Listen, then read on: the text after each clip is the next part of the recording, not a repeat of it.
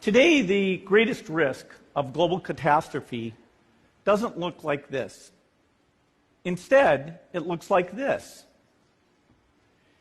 If anything kills over 10 million people in the next few decades, it's most likely to be a highly infectious virus rather than a war. Not missiles, but microbes. Now, part of the reason for this is that we have invested a huge amount in nuclear deterrence.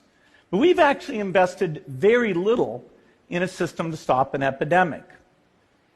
We're not ready for the next epidemic. You can have a virus where people feel well enough while they're infectious that they get on a plane or they go to a market. The source of the virus could be a natural epidemic like Ebola, or it could be bioterrorism. And so there are things that would literally make things 1,000 times worse. In fact, let's look at a model of a virus spread through the air like the Spanish flu back in 1918. So here's what would happen. It would spread throughout the world very, very quickly.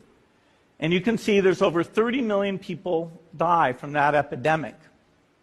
So this is a serious problem. We should be concerned.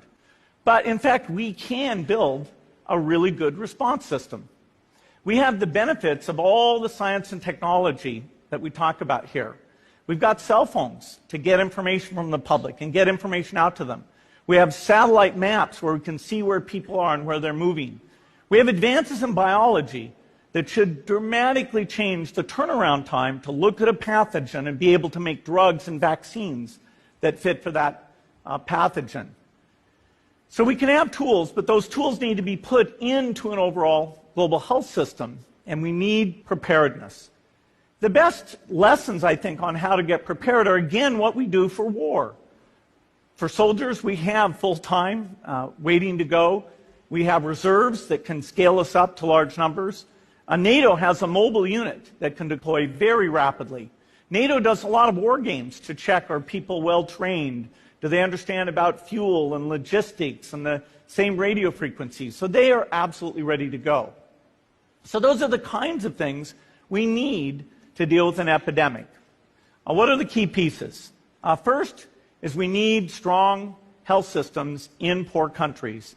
That's where mothers can give birth safely, kids can get all their vaccines, but also where we'll see the outbreak very early on. We need a medical reserve corps, lots of people who've got the training and background who are ready to go with the expertise. And then we need to pair those medical people with the military, taking advantage of the military's ability to move fast, do logistics, and secure areas. We need to do simulations, germ games, not war games, so that we see where the holes are. The last time a germ game was done in the United States was back in 2001, and it didn't go so well. So far, the score is germs 1, people 0.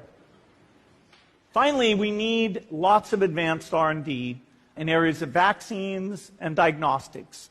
There are some big breakthroughs, like the adeno-associated virus, that could work very, very quickly. Now, I don't have an exact budget for what this would cost, but I'm quite sure it's very modest compared to the potential harm. The World Bank estimates that if we have a worldwide flu epidemic, global wealth will go down by over $3 trillion, and we'd have millions and millions of deaths. These investments offer significant benefits beyond just being ready for the epidemic. The primary health care, the R&D, those things would reduce global health equity and make the world more just as well as more safe. So I think this should absolutely be a priority. There's no need to panic. We don't have to hoard cans of spaghetti or go down into the basement. But we need to get going because time is not on our side.